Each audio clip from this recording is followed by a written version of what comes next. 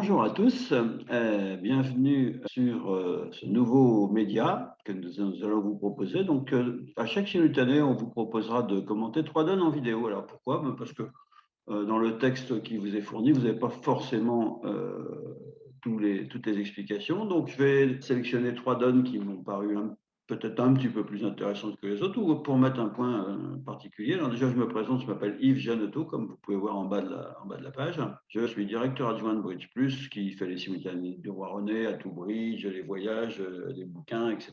Et donc, depuis bientôt 17 ans, et je suis première série nationale depuis 16 ans. Voilà, donc je vous propose de commencer directement dans le gras, comme on dit vulgairement, et de commencer donc notre tournoi de jeudi 4 mars en étudiant la donne numéro 9. Alors, la donne numéro 9, pour une fois, c'est une partielle qui va être mise en lumière. Souvent, elles sont un petit peu laissées de côté, on s'occupe que des manches, que des stems, mais sachez qu'en tournoi par paire, les plus grosses différences se feront souvent sur les partielles. Un score de plus 110 au lieu de plus 140, plus 50 au lieu de moins 100, etc., sont des écarts souvent importants. D'ailleurs, vous voyez souvent que c'est sur les donnes de partiel qu'il y a le plus de scores sur la feuille de fréquence, tout du moins à l'époque où on se servait encore du papier. Alors ici, je vous propose un contrat de deux pics. Tout simplement, une séquence tout à fait classique et banale, un pic en est, deux pics en ouest. Voilà, fin des courses, puisque le camp nord-sud n'a ni assez de jeu, ni assez de distribution pour faire une quelconque action. Alors, on contracte deux pics. Est, comme on joue un contrat à la couleur, il va compter ses perdantes. Alors, les perdantes, il a une perdante à cœur, alors zéro à pique évidemment, une perdante à cœur, peut-être une à carreau, ça dépend pas de lui, mais ça dépend que de l'emplacement de notre amie Rachel, c'est-à-dire la dame de carreau. Et à trèfle, il a de sa main quatre perdantes. En général, quand on compte les perdantes, c'est de la main du déclarant ou alors de la main longue à la tour. Donc ici, quatre perdantes. Alors évidemment, on peut se dire, ma foi, la perdante à cœur, elle est à peu près incontournable, sauf si l'adversaire ne met pas son as. Donc voilà, c'est un petit cadeau, mais comptons pas trop là-dessus. Pour ne pas avoir de perdante à carreau, il faudrait que la dame soit placée. Ma foi, ça c'est tout à fait possible, une chance sur deux. Et les perdantes à trèfle, on pourrait les couper au mort. Mais, le problème, c'est que l'adversaire entame à tout. Donc, il commence à nous empêcher de faire le fameux plan de jeu de coupe de la main courte qu'on avait envisagé au départ, à savoir que comme on doit redonner la main deux fois à trèfle, eh bien, la coupe des trèfles paraît un petit peu passer aux oubliettes, dans la mesure où, à chaque fois qu'ils vont prendre la main à trèfle, les adversaires vont rejouer à tout, et du coup, on pourra couper zéro trèfle. Alors évidemment, si la dame de carreau est bien placée, on fera quand même 5 levées de pique et 3 levées de carreau. Maintenant, ce que je vous propose, c'est d'essayer, malgré tout, de faire 2 piques plus 1, ce qui, à l'arrivée, vaudra sûrement une très très bonne note, bien meilleure en tout cas que 110. Alors, on va partir du principe que la dame de carreau est bien placée, hypothèse de nécessité. Alors, comment on peut faire?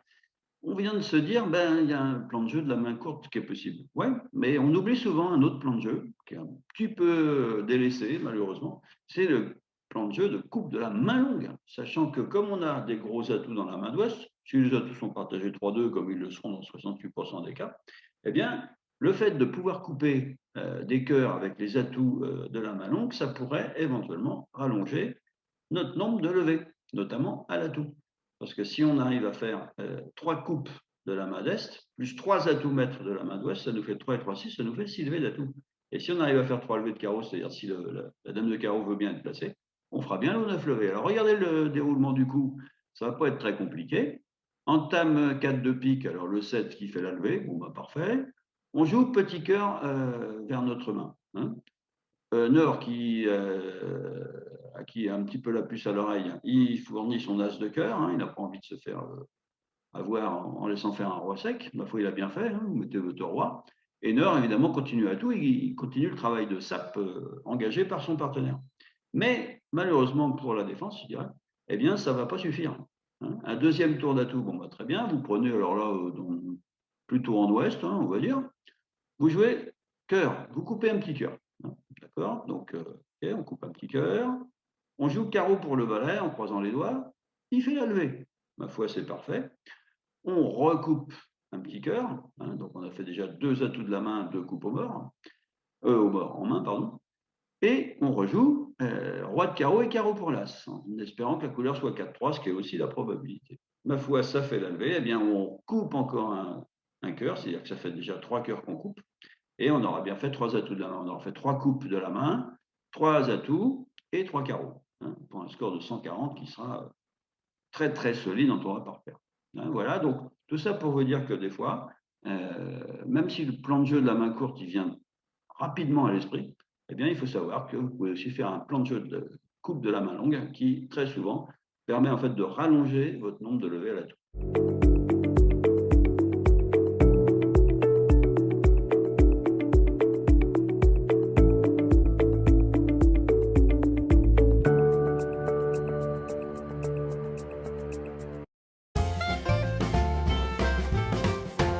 Je l'aime bien aussi, celle-là, elle est mignonne parce que c'est un coup assez esthétique, comme on dit dans le métier. Alors, on est arrivé au contrat de 6 cœurs, hein, une séquence assez banale. Il est vrai que quand celui ouvre d'un trèfle n'ordit un cœur qu'il entend 2 cœurs, avec sa belle main là, de 18 points d'honneur, il démarre les contrôles pour voir quand même si le partenaire a le contrôle à pique. Parce que s'il n'a pas le contrôle à pique, on risque de perdre 2 levées sans rien pouvoir faire. Donc, on part les contrôles, après on pose le bas coude et on conclut à 6 cœurs parce qu'évidemment, il manque un as, il y a un as dehors. Et malheureusement pour nous, on reçoit l'entame du roi de pique, qui est évidemment la plus gênante, puisque ça nous crée d'emblée une perdante dans la couleur. Alors, on prend de l'as, évidemment, hein, ça tombe tout le sens. Si on ne prend pas de l'as, on va chuter tout de suite. Et jouer à tout, ça équivaut à chuter. Hein. Dès l'instant où on va donner l'as de cœur à l'adversaire, ben, il va s'empresser de rejouer pique, et là, ce sera la chute. Alors, ce qu'il faut arriver à faire, c'est défausser des perdantes, à pique, évidemment, avant de jouer à tout. Bon. Pour ça, on a une couleur. On a les trèfles, hein, c'est tout à fait possible. Donc, roi de pique pour l'as, on joue petit trèfle pour l'as, valet de trèfle qu'on surprend du roi, hein, tous les trèfles sont équivalents. Et on joue un troisième tour de trèfle, tout guilleret, pour se rendre compte que, ma foi, pas de bol, si on veut, West coupe. Alors, il coupe petit, évidemment, s'il coupe de l'as, vous défaussez votre pique, on est tranquille. Il coupe petit, bah, évidemment, vous surcoupez, vous dites, bah, zut, alors, le plan de jeu que j'avais envisagé, pour l'instant, ça ne marche pas. Pas grave, tout n'est pas perdu, loin de là. On va essayer, première chance, par exemple, que West possède l'as de cœur second. S'il a l'as de cœur second, on monte au mort, hein, on joue petit carreau pour le roi, on joue le quatrième tour de trèfle qui est maître. Si jamais West avait l'as de cœur second au départ, ben, soit il défausse, je défausse mon pic, soit il coupe de l'as et je défausse aussi mon pic. Toujours pas de chance, West coupe encore d'un petit. Alors je surcoupe. Bon, maintenant ça devient un peu tendu, mais d'un autre côté, il n'y a plus que 2 atouts chez les adversaires, si vous avez bien compté. Hein. Ils en avaient 4 au départ, West a coupé 2 fois petit. Bon, maintenant, je vais prendre ma dernière chance. Ma dernière chance, c'est quoi? Eh ben, c'est d'essayer de défausser les 3 petits pics du mort sur les 3 carreaux de ma main. J'ai la chance que les 3 carreaux soient maîtres. Alors, as de carreau, petit, un pic du mort, petit carreau en os. Ça va? Dame de carreau, est fourni, je défausse encore un petit pic. Ça passe toujours. Croise les doigts. Valet de carreau, est fourni encore. Là, je défausse le dernier pic du mort. Maintenant, soit West fournit encore à carreau, bah là ça va, j'ai gagné, hein, puisque les 3 petits pics perdants sont partis. Soit si par exemple il avait l'as de cœur troisième au départ et seulement 3 cartes à carreau, bah là c'est pareil, je vais encore gagner parce que le pic est parti, pardon. Et du coup, West va être obligé de couper avec le seul atout qui lui reste, l'as de cœur. Hein, donc en fait, j'ai commencé par prendre ma première chance à trèfle et ma deuxième chance à carreau. Alors notez qu'il était mieux joué de commencer par les trèfles parce que vous aviez une main qui avait un double ton à trèfle et il suffisait que 3 tours de trèfle passent pour gagner.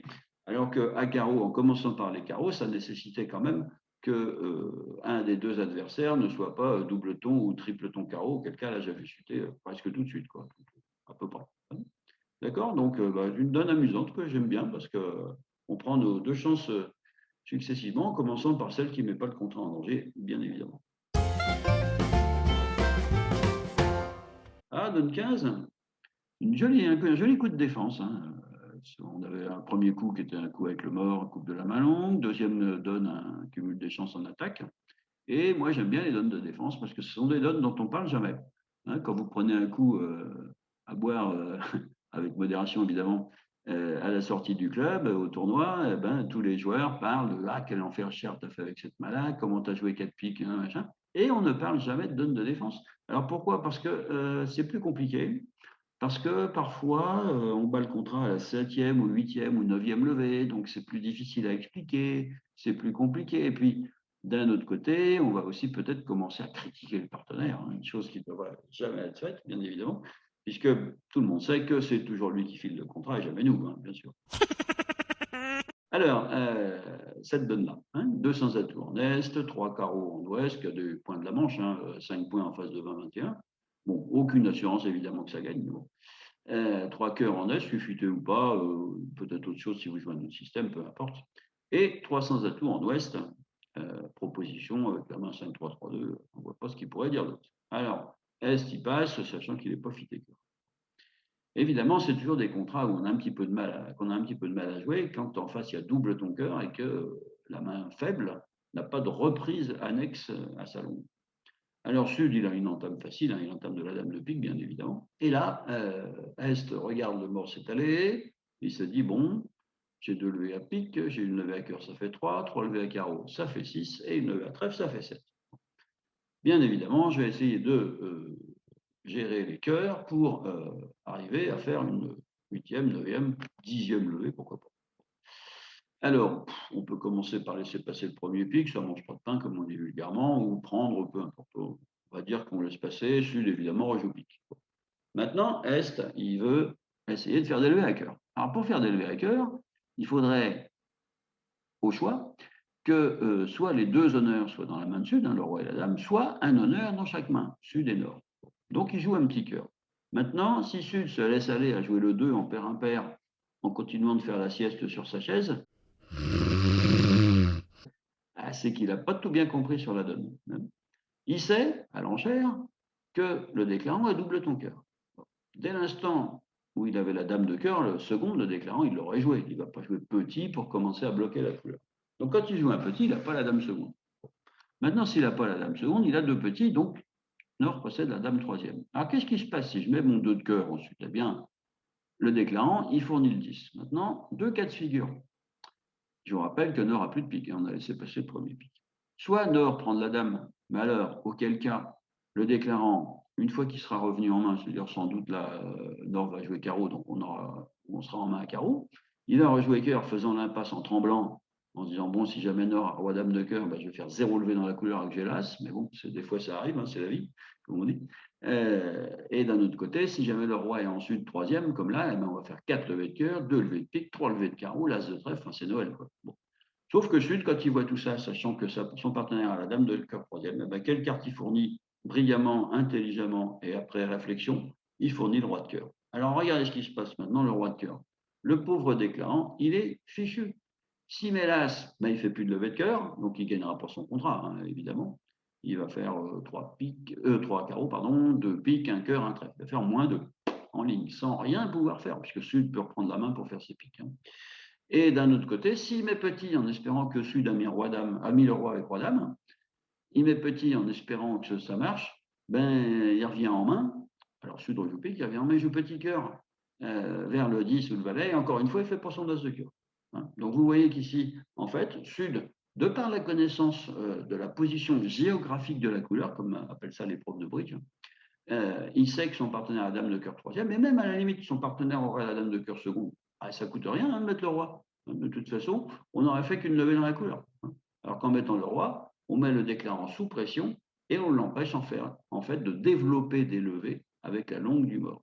Alors, quand vous êtes en défense, pensez bien à ça. Quand vous connaissez à l'enchère, bon, si c'est le déclarant, c'est plus délicat. Mais là, quand c'est le mort, quand vous connaissez comme ça à l'enchère que le déclarant n'a pas un fit dans la longue du mort, eh bien souvent, vous avez intérêt en second, notamment quand vous n'avez pas beaucoup de cartes dans la couleur, évidemment qu'avec Sud, s'il avait eu le roi de cœur cinquième, évidemment qu'il ne fallait pas le mettre. Hein. La Nord aurait pu avoir la dame sèche, ça aurait été catastrophique. Mais si vous avez un honneur assez court comme ça, troisième genre, hein, second, troisième, etc., vous avez intérêt de le mettre en fait pour barrer l'accès au développement de levée de la longue du mort, là où il n'y a pas de jeu. D'accord ?